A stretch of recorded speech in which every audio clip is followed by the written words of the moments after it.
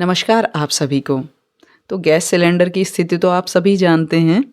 तो इसी के तहत मैं भी अभी अपनी गैस एजेंसी पर गई, क्योंकि हमारी शायद केवाईसी नहीं हो रखी थी, तो जिस वजह से सिलेंडर बुक नहीं हो पा रहा था। वहाँ पर एक अंकल मिले। अंकल नाराज़गी जता रहे थे कि 26 दिन हो गए हैं, मेरा दूसरा सिलेंडर नहीं आया है। तो मैंने ऐसे ही पूछ लिया कि अंकल 26 दिन में ही ख़त्म हो गया मतलब सिलेंडर एक? तो उन्होंने बोला कि भाई हमारे तो 1 महीने में 2 सिलेंडर लगते हैं। तो मुझे लगा कि भाई परिवार बड़ा होगा। मैंने कहा अंकल बड़ा परिवार है क्या? तो उन्होंने बोला नहीं बड़ा तो नहीं है, 10 ही तो लोग हैं परिवार में। तो मुझे लगा कि भाई जॉइंट फैमिली होगी फिर अंकल वही नाराज़गी जताते हुए बोले कि नहीं 5 लड़कियां हैं, 3 लड़के हैं, 2 हम हैं, 10 लोगों का परिवार क्या बड़ा परिवार होता है?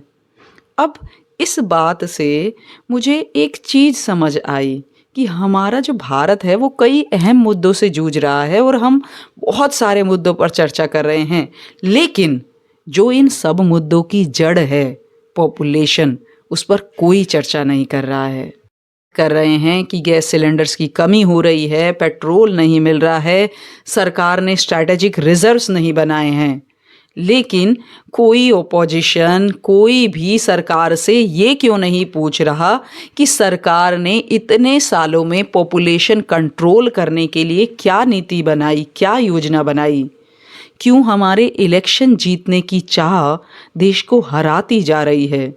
हम सभी जानते हैं कि भारत में दुनिया की लगभग 18% आबादी रहती है और इस 18% आबादी को सस्टेन करने के लिए हमारे पास नेचुरल रिसोर्सेज कितने हैं? केवल 4%। और यही कारण है कि हमारी जो ज़्यादातर फॉरेन पॉलिसी है उसका मुद्दा बस यही रहता है कि भारत के लिए नेचुरल रिसोर्सेज इकट्ठे करना। हम कहीं पर भी स्टैंड ही नहीं ले पा रहे हैं।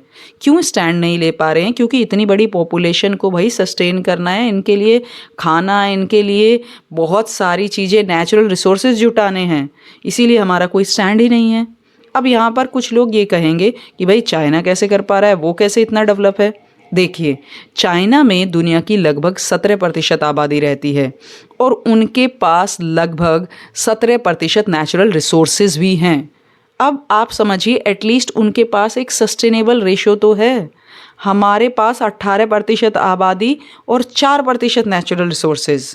जनवरी 2026 में यूएन ने एक रिपोर्ट पब्लिश की जिसका नाम था ग्लोबल वाटर बैंक्रप्सी, और इसको समझाने के लिए उन्होंने जो सबसे बड़ा उदाहरण दिया वो है भारत, क्योंकि भारत में सबसे ज़्यादा ग्राउंड वाटर यूज़ होता है।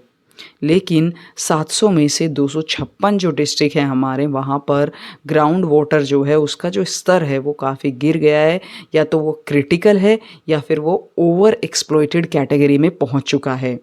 आज हम दूसरे देशों से नेचुरल रिसोर्सेज खरीद रहे हैं, यहाँ तक कि फूड आइटम्स भी खरीद रहे हैं, मगर आपको क्या लगता है कि आने वाले फ्यूचर में क्या ये देश अपना पानी भी हमें देंगे?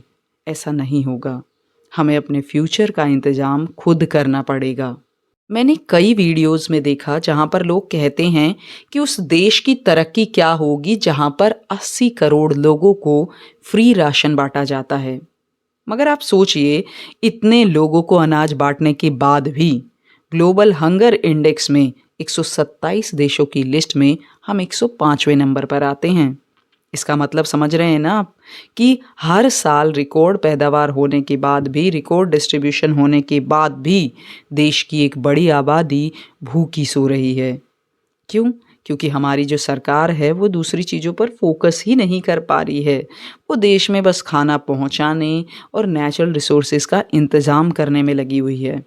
और दोष भी पूरी तरीके से सरकार का नहीं है, दोष हमारा भी है, क्योंकि हम भी तो अपनी सरकार से उतनी ही उम्मीद करते हैं और वो उसको फुलफ़िल कर रहे हैं। अब जाने से पहले एक और बात, क्योंकि कुछ लोग ये बोलेंगे हम टैक्स तो दे रहे हैं, टैक्स के पैसे का सरकार करती क्या है? अरे जो हम टैक्स दे रहे हैं सरकार की टोटल इनकम का केवल 23% खर्चा ही फ्यूचर प्लानिंग पर हो पाता है, क्योंकि बाकी पैसा सरकार अपनी जिम्मेदारी पूरी करने में लगा देती है। सोचिए, हमारी फ्यूचर प्लानिंग पर, हमारे फ्यूचर पर केवल 23% खर्चा हो रहा है, क्योंकि पॉपुलेशन बहुत बड़ी है। खाना, सिलेंडर, पेट्रोल, बिजली, हर चीज़ पर सब्सिडी देनी पड़ रही है, क्योंकि जो सब्सिडी हटाएगा वो इलेक्शन हार जाएगा।